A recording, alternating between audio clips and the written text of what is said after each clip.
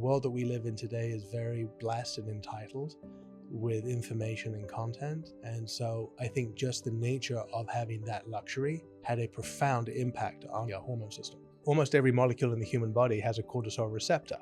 No other hormone acts in this way. And we kind of went down this path for about 6 to 9 months. And then my wife was diagnosed with Cushing's, which is an overdevelopment of cortisol in the body. And so the mission started to become more personal. And so because of that, I was just maniacal for finding a solution to try and figure it out, because pharmaceuticals weren't helping her and other alternative methods weren't helping her. And so I was like, I can figure this out. Not because I got an ego, but because I have to, because it's my wife. Yeah. And there's no one on the planet I love more. So I'm going to do whatever I can to save her and to help her. The pace of the world was slower. Today, it is nonstop. It's 24/7. And there's a pressure and anxiety around performing, responding, communicating, keeping up appearances, social media, my friends, right? Cell phone, that device that we carry around with us is constantly buzzing or beeping, and that generates some stress and anxiety with it. Yeah. And so while Silicon Valley has been awesome at developing technologies, they really didn't take into consideration what it would do to the human body and the health.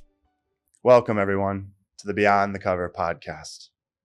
My intent with creating this podcast was to provide a platform where men can speak openly about their journeys with mental health without fear of judgment while doing so. While I, the host, or you, the listener, may not agree with everything or anything that a certain guest says for that matter, my focus is not to decipher what is right or wrong. Rather, it's to gain a better understanding of why somebody thinks and acts the way that they do. And with this understanding, we will begin to make better sense of our own lives and the world around us. So join me as we open the books into these men's journeys and dissect the pages within. Justin, hi, welcome to Beyond the Cover. Thank you. First off, man, I think as far as introducing you and what you've done, now I always start this way where I let my viewers and listeners know who this individual is and what they've done, but it's ultimately not who they are. And that's where I want to dive into that aspect of your inner workings and what makes you the person that you've become, because you have done an absolute incredible amount, more so than even what I wrote down. You shared a few more things, but you're the CEO of Rebalance Health currently. You focus on regenerative health and wellness through helping people understand the relationship between cortisol, hormone health, and sleep. Right. We're going to jump into that a little bit. Before we do that, though, also as well, you sold a $500 million company. So that was just a nice little footnote that I came up upon. You've also went through quite a bit of education, spending time working. It was at Harvard Business School, Yale Medical School, and MIT Sloan School of Management. As a Missouri educated individual, even I know what those three places are. Very impressive, to say the least. They carry a ton of prestige. And then I love this about you as well. Your hobbies: martial artist, which you told me you've done for 45 years. And Tell me again who you trained at one point. So I started off in Kung Fu in London with my buddy, Ray Park, who was Darth Maul in Star Wars. Oh, okay. And then moved into Taekwondo, did boxing, and ended up heading into Krav Maga. I did Krav Maga for pretty much 12 years. Okay. And did that in San Diego. Yeah. And we had all kinds of fun people come by, from Navy SEALs to San Diego PD. Okay. And they trained with us. We trained them. Yeah. We trained in Camp Pendleton. We've done a whole bunch of fun things. Okay. So you've learned a thing or two. So if I say the wrong thing today, you may flip the table on me and I might be in a chokehold real quick. No, not at all. Good. I don't need that anymore. My body's already taken enough of a beating.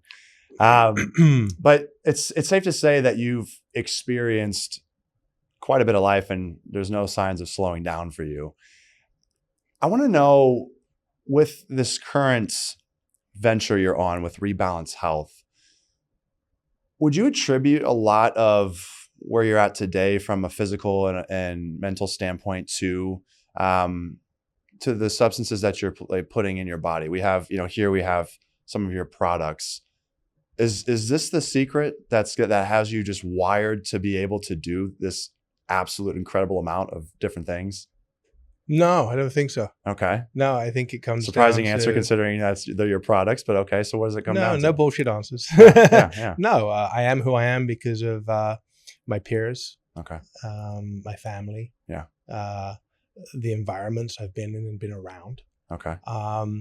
And whenever I work towards a new venture, it's always because there's a need, not because there's an underlying, alternative rationale, like money. Yeah. It's no, there's a real need. There's a problem in the world and we need to solve it. Yeah. So what was the motivation behind starting this company in particular and focusing on cortisol itself? It was a bit of a journey.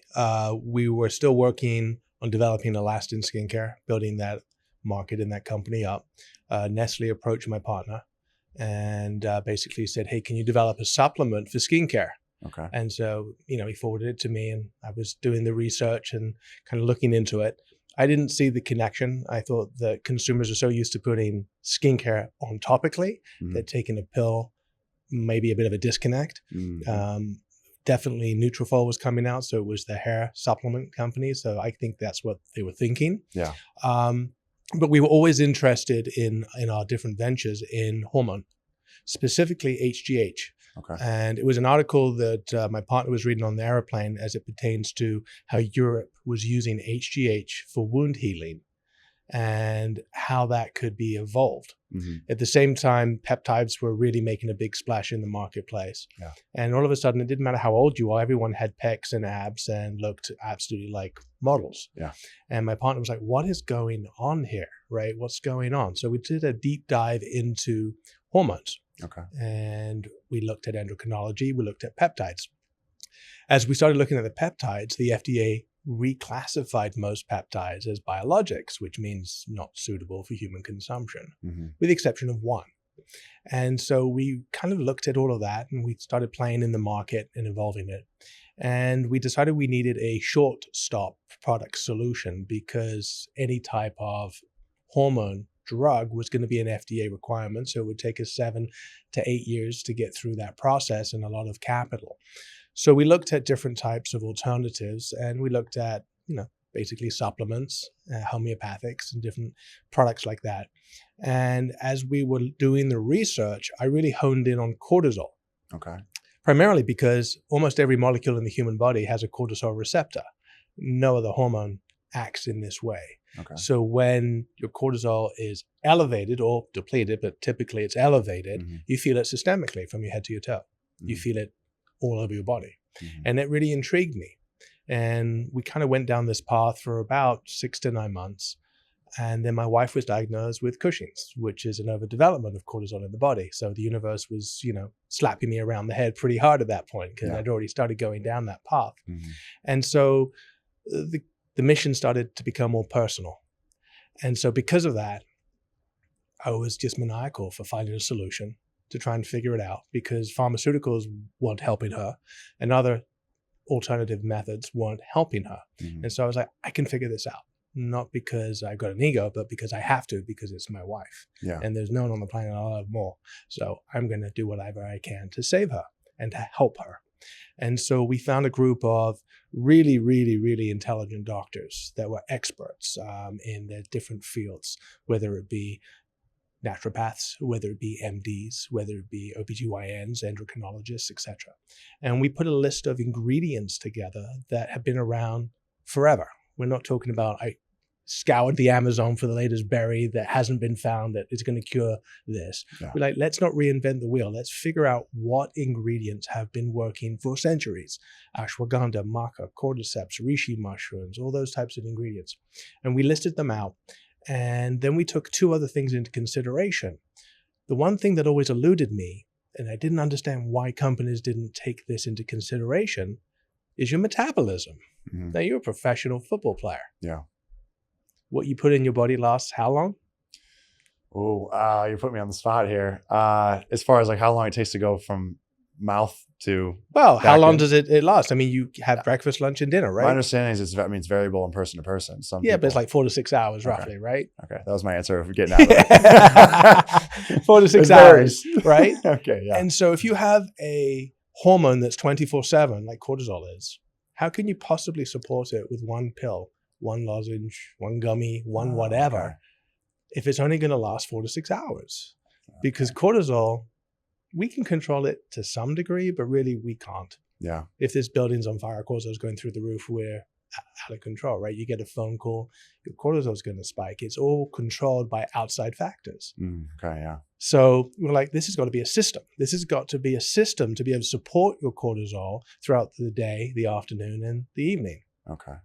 So that was the first thing. So no magic pill here, right?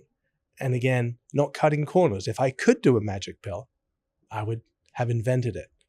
Yeah, because why not? And someone might still, but it Yeah. was beyond my abilities. Yeah. And so my best attempt at solving this for my wife and for the population was, I have to take metabolism into consideration. So you've got to have more than one dosage a day. Mm-hmm. And if you think about it, if you have a headache, you have cold, the flu, even antibiotics, you take it every 4 to 6 hours. So there you go. So you're having a time delivery system of multiple. Yeah, you throughout need the multiple doses to support your body. Mm-hmm. And then the second thing is delivery. Well, we know through many studies done by NIH, by Harvard Medical, you name it, that most supplements, a very, very large percentage, greater than 90, never enters your body. It just gets destroyed in your gut. And so I have to imagine it's the placebo effect where many people are then seeing the results because they believe. Placebo only lasts a certain amount of time. Okay. Your physiological body has to have a reaction of some sort at some point. And if there's a placebo effect, it normally is short-lived. Normally it starts to wane after about 3 to 4 weeks. Okay. And so for me, I was like, what's the best delivery system? And the best delivery system, without a doubt, is a subcutaneous injection or an IV in your arm, right? It's directly into your bloodstream. Mm-hmm. It's a drug. Yeah. You can't do a drug here. So what's the next best? Well, it's a nasal spray or it's a sublingual lozenge, like a homeopathic or a zinc lozenge. Yeah. You go back to COVID, the government highly recommended everyone take zinc lozenges. Mm-hmm. They weren't zinc gummies. They weren't zinc tablets. Yeah. They were zinc lozenges for a reason. Yeah. And so we're like, I don't want to put anything on my nose, do you? So let's go ahead and do a lozenge. Yeah. That's a better delivery system. Yeah. And so that's how we kind of went through this logical process of developing a solution based on ingredients that have been proven for centuries, Mm-hmm. but maybe didn't have the best delivery system for efficacy. Yeah. And so what most supplement companies do is they put some ingredients into a form for you to take, and it's a little bit of a guess because you cannot trace ashwagandha in your body. There isn't a single study on the planet to prove that ashwagandha gets in. It's all based on subjective, questions. Okay. Because you can't trace it. It's a natural compound. It's not as pure as a drug. A drug is pure. They develop assays so you can trace that in the blood. You can't trace reishi in the blood. You can't trace maca in the blood. You can't trace these ingredients. So if you can't trace them, who's to say they're not? Is this how companies maybe get around it? It's like, well, hey. There's no getting around. Every company is trying to do the best, right? No one is, I would like to believe that everyone is good and people are trying to do what's good for everyone and put something out there that's of quality. Mm-hmm. But you can't prove that it's actually entered your body. Okay. And so what we did in order to get as close as we could is we measured melatonin with our delivery system. Okay. And we compared it to a gummy or a pill. Okay. And we actually did blood samples. I hooked myself up and other people that were willing to do it to an IV. Yeah. And we had an MD pull blood from us every 10 minutes for 5 hours. It was very draining, literally. I imagine. Very draining. Yeah. And what we did is we took the different products at different times. Obviously, you can only do one a day. Right. And we tried to track the levels of melatonin in our body. Mm-hmm. All products had the same amount of melatonin. The only variable was our delivery system. Mm-hmm. And at the end of the day, we were 75% faster acting, 300% more bioavailable, and we outlasted the study.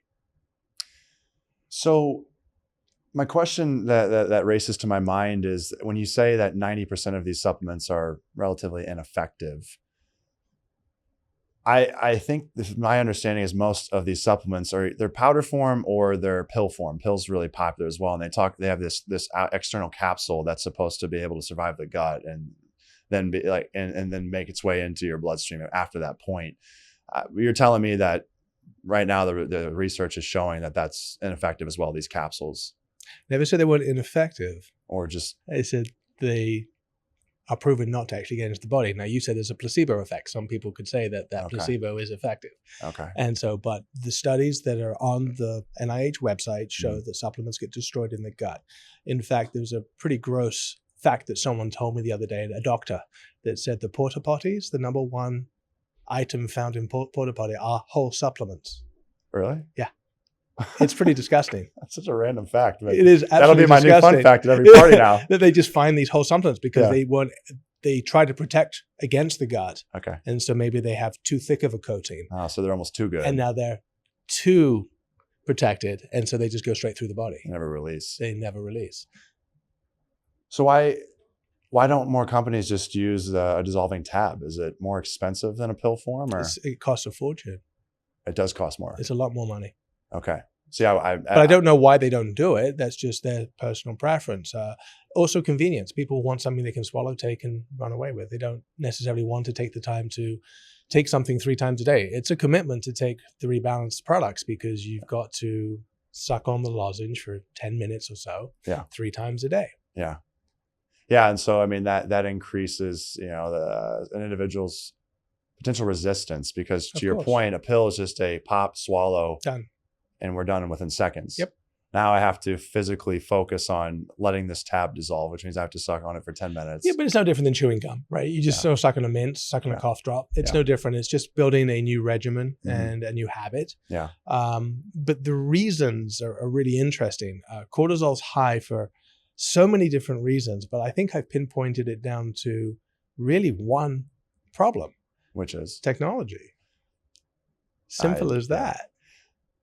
So I was going to ask you leading into this, and as we dive into the causes of increased cortisol in the body, what percentage of the population would you say has cortisol dysregulation or imbalance? What percentage of the population watches TV, has a cell phone, and uses technology? I think, okay. So anybody you're basically saying, that's probably, I would have to imagine 80-90% of the population at least. Almost everybody. If you will indulge me, I'm 50 years old next week. Okay. When I was a kid, I played outside. Mm-hmm. When I wanted to watch a movie, I went with my grandparents to the video store to find a movie that I liked. Mm-hmm. If I was lucky, there was one VHS behind the cover. Okay. I got to watch the movie once over the weekend. Yeah. If I wanted to learn something in high school, I went to the library. Yeah. I had something called the Encyclopedia Britannica. And if it didn't exist in the library or the Encyclopedia Britannica, it didn't exist. Mm-hmm. Right? If I wanted to call my friends, I used a rotary phone and I memorized their numbers. Yeah. And I would talk to them under the stairs, hidden, trying to get some privacy. Yeah. I would meet my friends. I'd play with them outside. We'd hang out. We'd do crazy things and enjoy ourselves. Mm-hmm. I would get postcards from my family. I would get letters from my family that were handwritten and in the mail. Mm-hmm. The pace of life was substantially slower because you were waiting for communication. You were waiting for the movies, or you went to the cinema. You waited and you enjoyed life at a slower pace. It was only when I hit college did email and the internet start to be, get developed, evolved, invented, whatever. And so what's happened is movies have become binge watching over an entire weekend at night. The content is available to us 24/7. Even when I was a kid, the TV went to the national anthem at midnight and then went to snow. There was nothing to watch, right? There were very little channels. In England, there were 3 channels, and then eventually there were 4 channels before satellite. The pace of the world was slower. Today, it is nonstop. It's 24/7. And there's a pressure and anxiety around performing, responding, communicating, keeping up appearances, social media, my friends, right? Cell phone, that device that we carry around with us is constantly buzzing or beeping, and that generates some stress and anxiety with it. Yeah. And so while Silicon Valley has been awesome at developing technologies. They really didn't take into consideration what it would do to the human body and the health. And so really, we haven't evolved as humans. We are still the same people we were thousands of years ago. We should be going to sleep when the sun goes down, and we should be waking when the sun rises. And we need 7 to 8 hours of uninterrupted sleep, regardless of what anyone says. Why? Because you make your hormones in your sleep, specifically your deep sleep. And you only get 60 to 90 minutes on average of deep sleep a night. So if you wake up or you don't get that amount of sleep in total, you actually forfeit the deep sleep. And therefore you forfeit your hormone production for the next day. You're operating at a hormone deficit. Too many disrupted nights or lack of sleep, and you're on a downward spiral. Welcome to the new age. Yeah. There's so much there. I could go in 20 different directions, but on the topic of hormone regulation during the evening hours of the night or midnight, I've heard that I'm pretty regulated as far as I go to bed about 9 p.m. I wake up at 5. I mean, it's very, so I have that dialed in. Is it true that for most people that like the HGH production, a lot of these hormones are produced with like around the 11 p.m. to 12 a.m. window? Does that vary from human to human? It varies from person to person based on your sleep cycle and the window that you're asleep. So some people may go to bed earlier. I mean, like I'm in bed by 8:45 and up at 4:30. So that's my regimen. It has been for 20 years.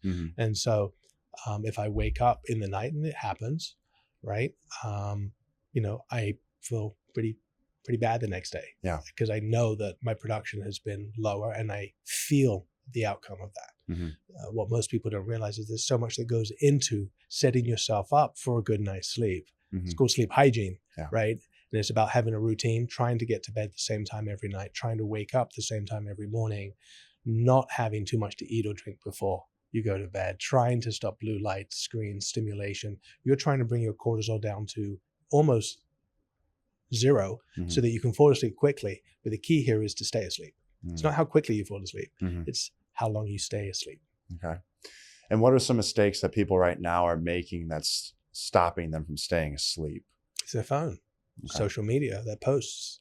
And is this just from a culmination of throughout the day of just spiked cortisol, or is it more so focused on like right before bedtime? It's all day long, because cortisol is spiking all day long, right?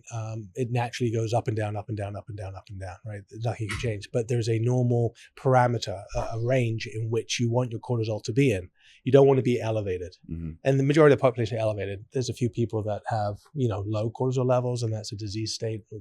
We don't really address that, but we're talking about the majority of the population, because they're constantly on edge to pay the bills, relationships. There's some kind of trauma going on in their world, right? There is keeping up appearances. There's gossip. There's all this nonsense. And then, we won't get into that because I don't want to talk about it, but politics, right?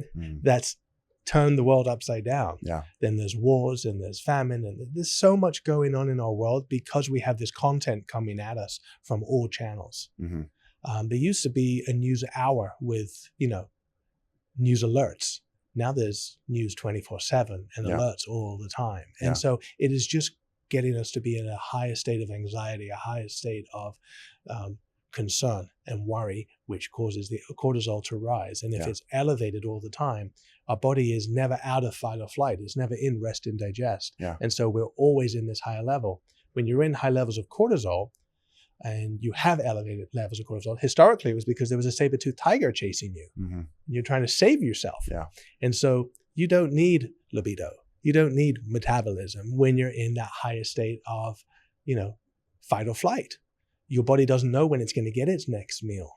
And so it stores. And that's why people with high levels of cortisol say, well, I'm gaining weight. I can't lose weight. Or people, I work out at night. Well, why? That's elevates your cortisol. You don't want your cortisol elevated at night because you need to sleep. So you shouldn't work out within a few hours of going to bed. That's not going to be beneficial for you. We are impatient.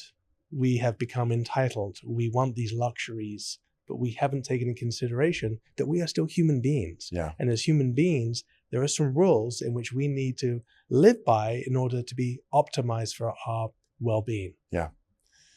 Yeah, and impatience is something that I think it plagues the majority of citizens nowadays. I mean, I can think of a great example when I first got my very first cell phone in seventh grade. And when it had access to the internet, I think it loaded up in 10 seconds, 15 seconds. And I remember thinking, this is incredible how fast this is. And now, like, if my phone takes longer than 3 seconds to load a page, I'm hitting refresh. So I'm already on edge. I'm like, what's going on? Like, why is the cell reception so poor right now? Right. And I think that's that instant gratification that we now receive from all these different avenues that you mentioned. Having to go to Blockbuster, or I don't know before that, but back in the day, there was Blockbuster, and you had to take the time to go there, and then the excitement that was as you're running through and hoping that new movie was out and that it's not, it's been taken by everyone else to beat you to it. And then when you get it, you have to then take the effort to then drive back home and then put it in. And again, it wasn't just like, oh, I want to watch a movie. Click a button and here comes the first movie. And then I can just, to your point, you're binging. And it's just dopamine release. Yep. Which I understand is the other half of the battle is we're dopamine dumping ourselves consistently, which I understand there's the correlation between dopamine and cortisol, correct? They kind of, in a way, do they balance? Not really, but No. yeah, there's adrenaline, there's all these different hormones that play. There's like 50 plus hormones that I think we've discovered. I really am focusing on what I call the master hormone. Okay. Because adrenaline and dopamine, they're short-lived. Yeah. Cortisol is constantly in play. Mm-hmm. And it's just about pausing, taking a breath. All that we've done in the past 30 years is speed everything up, from our food mm-hmm. to our technology, our content, our information. And like you said, we are impatient. Yeah. Think about walking to the video store, going there, being disappointed that the video you want to watch isn't there, making a second choice, going back and watching it. I think I was very blessed as a childhood. We had Star Wars on VHS. I must have watched that thing 1,000 times. Yeah. Because we didn't have the content available. You didn't have the ability to go and watch the latest and greatest. Yeah. Or you waited, months for another movie to come out at the cinema. Mm-hmm. We are just speed junkies. Yeah. However you want to look at it. We want everything faster and faster and faster. And like you said, with your cell phone, it doesn't change. With each iteration, it gets faster. Mm-hmm. Yeah. And then on the topic of just the amount of stress that we're subjected to, I'm going to butcher this particular stat, but I heard it in a podcast. They stated that an individual today versus someone from the 1970s, what an individual in the night that lived up to 70 years of age in the 1970s, the cumulative stress that they faced, we're facing at like mid 20s to early 30s, because we have access to the world news. So now we're being impacted not just by the stressors that we face from an individual standpoint, but from a collective standpoint. We're now being impacted by the news that's stressing us out because we see an article or in the morning. I mean, every morning I go to the gym and I always see there's a shooting and there's some death. And so it's like, of course I see that. And what's my natural, response is like, oh, wow, like this is a dangerous area over there. So now it's like I'm having a slight spike right there where if that TV's off and I'm not aware of it and we're not as connected, I'm now not sharing that stress with everybody else. Yep. So I probably butchered that particular fact, but the idea behind it is the message is that we are being subjected to potentially 2 to 3 times as much, if not more, stress than what we used to be. And from an evolutionary standpoint, I mean, it takes, I think, thousands of years for or hundreds for us to catch up. I mean, do you think at this point we can ever catch up to at the pace we're currently moving, or will we always be playing catch up? I don't know if I can answer that because I don't have the education or the knowledge to respond. But when people say things like that, I do pause because I'm like, I'm sure living through World War I, World War II, and the Great Depression wasn't stress-free. That's a good point. Yeah. And so I think each generation have their own issues. But I feel like the world that we live in today is very blessed and entitled with information and content, unlike ever before. Mm-hmm. And so I think just the nature of having that luxury has had a profound impact on our endocrinology, basically our hormone system. Yeah. Is there a way currently, so say that an individual that's listening or watching, or me in particular as well, that's interested by this, I go, okay, I hear you. I need to pay attention to my cortisol levels. Is there a way for me to do so, relatively ease of use, to track it on a daily basis so I can, because I think that's the way I would understand it is, well, I can take supplements and work on these things, but how do I know if my levels are actually regulated or not? You can't. Okay. I was hoping you tell me there's something you're coming out with here soon. No, cortisol fluctuates. I mean, if I just jump on the table and scream, your cortisol is going to spike. Oh, that's good. Yeah. Right. And Too so many variables. you could measure your cortisol for sure. We all want data. We all have, people walk around with their Apple Watches on and their Fitbits. Yeah. Do you actually know? I mean, you're a professional athlete, so you probably do. But the most people your heart rate is X. Do you know if that's good or bad? Do you know if your blood, I actually remember I used to have a smartwatch and I liked it, but I remember I would wake up and I'd look at it, I'm like, how great was my sleep score? Because I love that. And I look and I'm like 72, and the rest of the day I'm like, I'm sleepy. Like it could impact me in that way, in that sense. Well, too. no, I think it's funny how we have these devices, but the data is meaningless to most. In terms of what it means to me. And I can go down a rabbit hole here with testosterone levels and HRT levels and all that. But cortisol fluctuates. You can do a blood test, you can do urine test, you can do a saliva test, you can do a 24-hour urine collection and get a score, but it is going to change the next day based on what impacts you from a social or environmental perspective. What I always tell everyone is pick a device, doesn't matter what it is, and measure your sleep. And don't worry about the score that the device gives you, but track your deep sleep. How much deep sleep did you get? And I guarantee you, if you're getting 40 minutes of deep sleep, you're not going to feel as good as you will when you get 90 minutes of deep sleep. And deep sleep is all you care about from the perspective of the quality of the production of your hormones whilst you were sleeping. Okay. Yeah, you make cortisol in other parts of your sleep cycle, and there's a whole system that happens there. But to be very simplistic about it, track your deep sleep.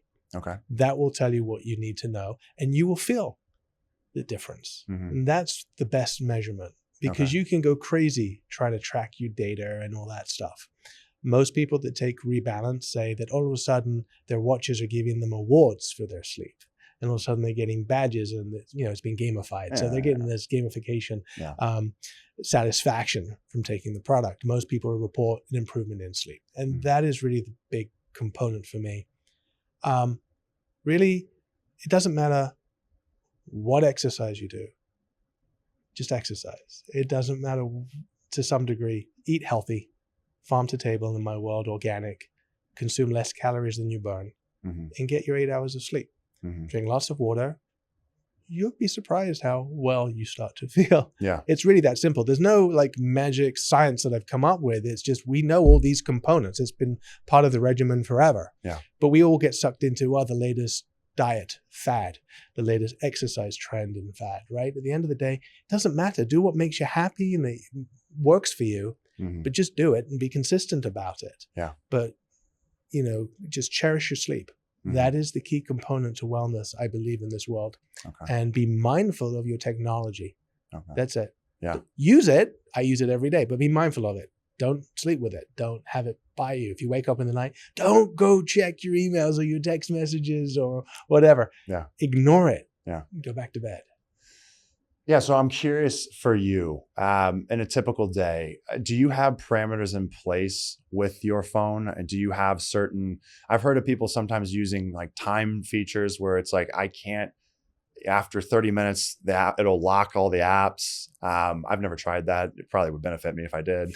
Are you putting any parameters in play, or is it mainly just mindfulness that you're implementing? You're just hey, everything I'm doing, of course, my day always fluctuates, and this person may call. I don't know if I'll get 5 or 10 calls today or 100. So, I'm just going to be mindful of the way that I'm feeling throughout the day. Is it more so just the mindfulness piece that you're implementing? Yeah, so mindfulness, but I slept my sleep period on my phone. So, basically it goes into sleep mode at 8 o'clock and, it doesn't wake up until it wakes me up at 4:30 and so forth. But I try to stay off the phone if possible.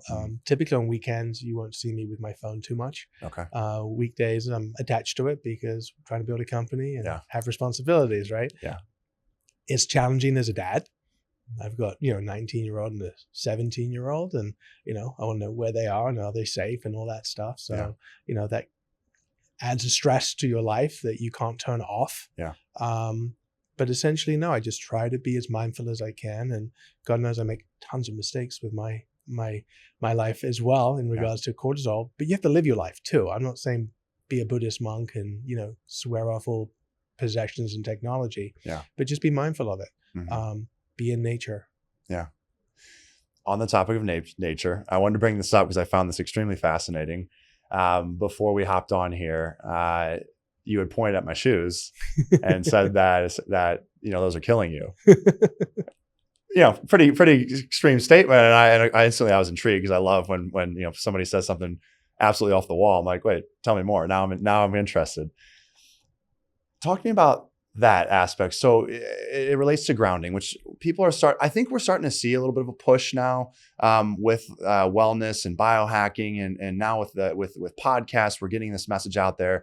Andrew Huberman's an individual that I found myself, and he's talking about, first thing waking up and getting sunlight into your eyes. Oh yeah.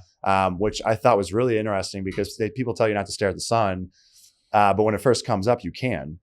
Well, not necessarily. He's not suggesting that you stare at the sun and burn your retinas or anything like that. I think he's it's saying lower. Get exposure, direct exposure to your body in terms of sunlight, because that helps cortisol production, right? That helps get you going for the day. Yeah. Not to mention all the benefits of being exposed to natural sunlight. Yeah. But yeah, it gets you up and gets you moving and gets you going.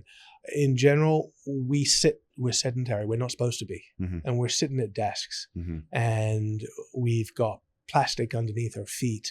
And I am not an expert on it, but I did enjoy the Earthing movie, which is free on Netflix, I believe, or Amazon. Yeah. And it's all about grounding and not carrying an electrical charge in your body. And we are connected to phones and electricity and everything, and we are not connecting with the earth. And by connecting to the earth, we instantly ground, and we don't carry electrical charge, and it actually helps heal the body. It's been scientifically proven. There's been books about it. Yeah. But we are all wrapped up in our world and wrapped up with our shoes and our cars, and we are not connecting with the earth anymore. The concrete that's in place, it's got to be soil, it's got to be grass, it's got to be real earth. Mm-hmm. Take your shoes off, go sit, stand, lie in nature for 10 minutes. It'll change your world. I was about to ask you that as far as the duration, because everything's become a fashion statement. I mean, as you pointed out, my shoes, I'm like, oh, these are my dance shoes. Like, I wear these with pride. I walk around all day, and I'm like, wait, you're telling me these things are killing me now? I'm going to be barefoot from here on out, go into my next dance class and be like, hey, barefoot only. But to your point, it has to be in soil or on the ground. But just 10 minutes. So, yeah, I mean, the longer the better. Okay, so is there a point of diminishing returns that you're aware of? I am not an expert on the subject. Okay. I just I've experienced it, and know it. And my wife and I are outside in the yard as much as we can without shoes on, playing with the dogs, whatever, having fun, and that is amazingly beneficial for your sleep. It's amazingly beneficial for your bodies to repair itself, because that's what happens in our sleep. Yeah. We repair, we replenish, we regenerate for the next day. Mm-hmm. We need charging. Think of us as our own cell phone, right? Mm-hmm. We have to be charged up, and that charging is sleep. And I think a lot of people, including myself, don't realize we have electrical impulses going through our bodies at all times. I mean, and it's weird to think about how, in a way that an appliance takes electricity to function, so do we. We have electrical charges within, which is very interesting. But for whatever reason, I think there's a disconnect. We go, well, it's not the same kind of like electricity, but there's still this. And I guess when you're saying too, like when you're holding this energy is going within you. And if you have a piece of plastic, it's like basically wrapping yourself up in a bag where it's like nothing can be released because you have something that's just basically blocking. You're not grounding. You need to ground. Yeah.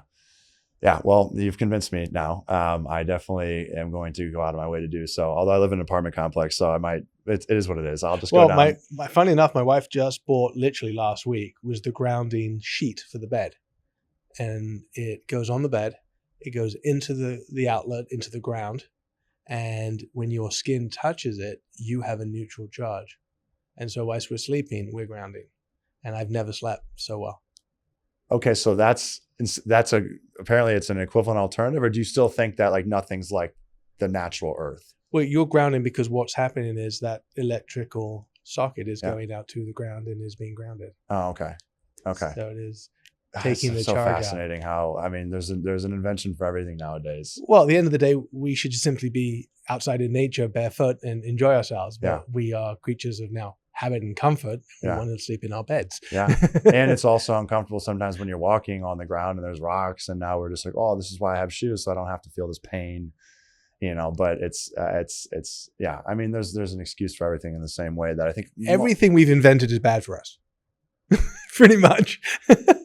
Yeah. I mean, I think that the thought behind technology was going to make us smarter because we'd have quicker access to information. So now instead of me having to go to the library and sit on a list waiting for a book, I can now just go from one book to the next. And I think the same thing with, if there's something I want to know, I can Google it and I'm going to instantly get that, information fed into me. Therefore, like, I'm just going to have more instances of being able to educate myself. You're 100% correct. And that's a wonderful thing about technology.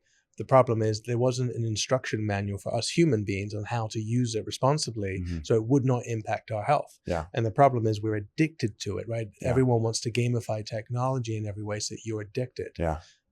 And you have to use it. We are addicted to checking our text messages, our emails, our messages, our feeds, whatever they are. And that addiction is causing us to pick it up all the time, even when we need to have downtime. Yeah. And so I'm not suggesting technology is evil or bad.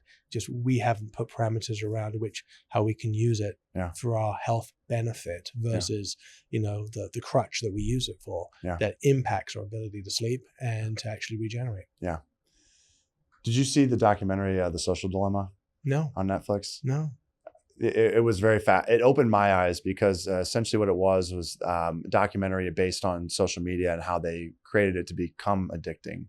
How they had scientists that were behind it. How can we keep people captivated and on social media for longer?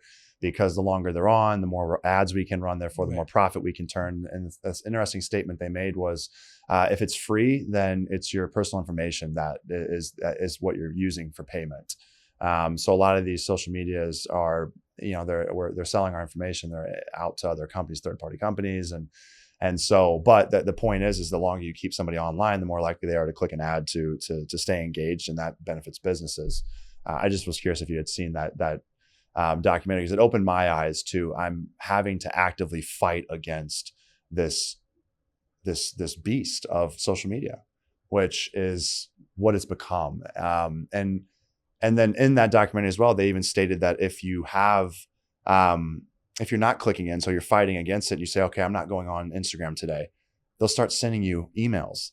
They'll start sending you texts. And I've had this happen where I've pushed back against it. I'm like, I'm not going on Facebook anymore. I don't need it. So what happens? I start getting Facebook emails, so it's like they have different drip systems of, okay, if I don't have to send you the emails if you're always clicking in on it.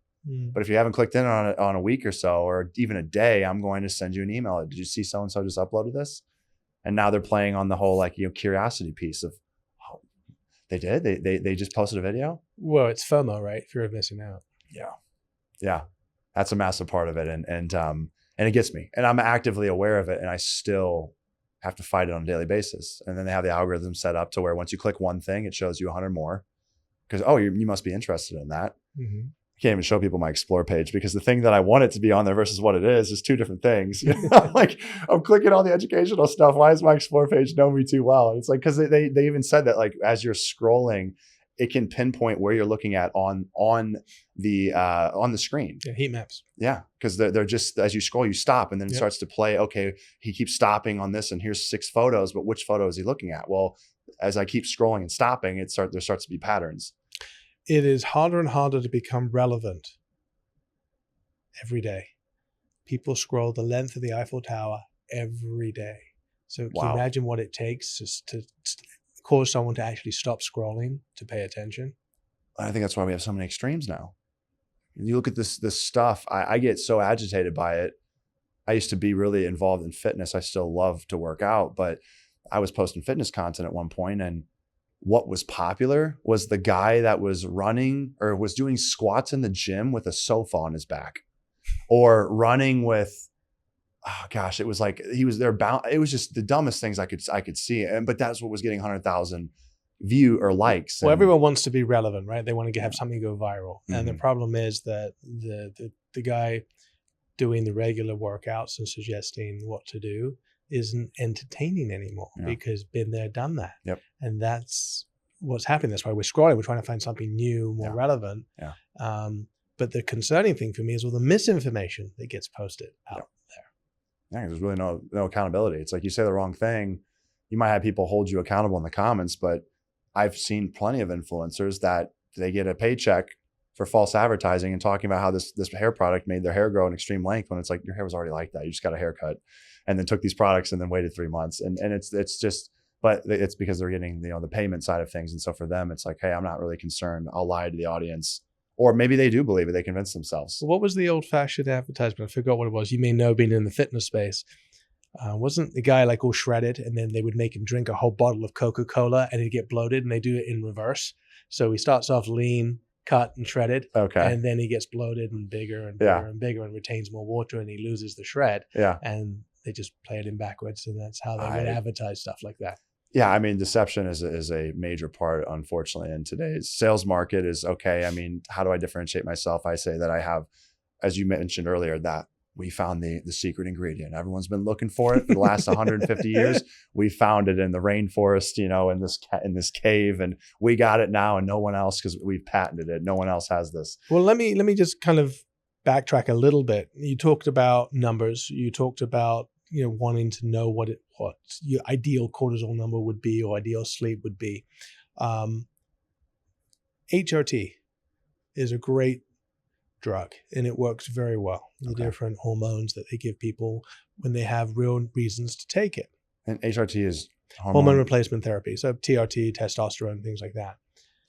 But what's really interesting is how all of a sudden all guys need to have testosterone above 700, 800, whatever, right? When the reality is everyone is unique and everyone is different. And there are plenty of people that I know that have had their testosterone tested that operate really well at 400. And I know guys that have been at 1200 and are absolutely miserable and not being able to function. And I think it's really important that we start to spread real information and real education around hormones, and that it is all based on how you function as an individual. And standardizing a number is incorrect. And even in the medical industry, doctors are recommending, well, we need to get your testosterone up. That's not even close to being the correct approach. Yeah. The right approach is, how are you feeling? How are you sleeping? How are you performing? And taking a complete hormone panel, evaluating all the variables, because your testosterone could be low because you're not sleeping. Yeah, we're going to give you a whole bunch of TRT, get your testosterone really high, but you're still not sleeping, which then generates a whole slew of other issues that can occur.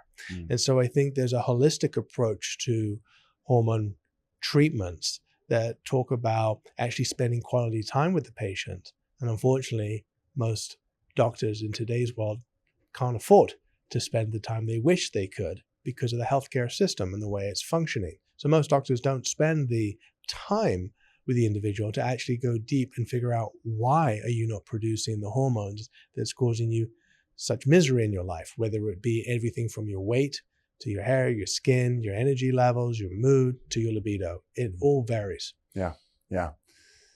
Yeah, and I've actually had interest myself in running a full panel because why not? I mean, again, it's all about, at the end of the day, there's all this noise, but ultimately I need to look within and be able to figure out what's going on in my own body. But there's always been that comparative element of, well, so-and-so is up in the 800 range with the testosterone. I'm at a deficit because I'm at 500.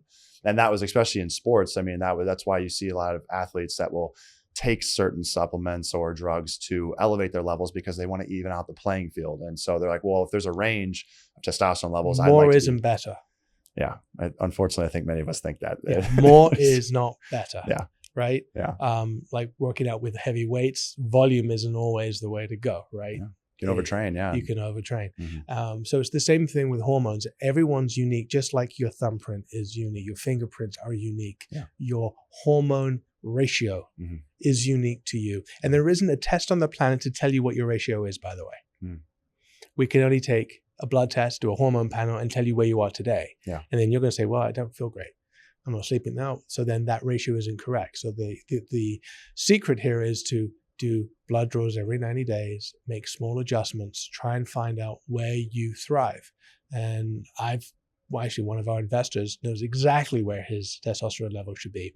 He's in his mid 70s. He surfs twice a week. He spars in taekwondo with people half his age every week. Mm-hmm. He knows that if his testosterone is a hair above 575, he starts losing his hair. And if it's below 575, he isn't performing and retaining his muscle mass. Mm. So you can get to the point where you know exactly what your numbers are. But it takes a little bit of work and time. Yeah. But you shouldn't compare yourself to others because you are unique. And that is a perfect comment to end on, because that goes well beyond, physical health. That's mental health. Focus on yourself and stay in your own lane. You can always find someone that has more. Yeah. More doesn't always mean better. I love that statement right there, because I think that is extremely important to focus on. Is just focus on what you can do, the little bits of change that you can create over time to get you to an optimized state, which all the tools and tips and tricks and things you've said today was an absolute wealth of knowledge. So Justin, I'm so grateful that you came on here. For those that want to continue learning more from you, what's the best place that they can do so? Please just go to our website, rebalancehealth.com, and learn. We have a wealth of information up there from our blogs and our content that's up there. We strive to help make the planet a better place and help as many people as we possibly can. We have solutions for menopause. We have solutions for testosterone and anxiety, with all natural solutions, all based around supporting your cortisol levels to help you fall asleep, stay asleep, so that your body can do the heavy lifting that only it knows how to do. Yeah.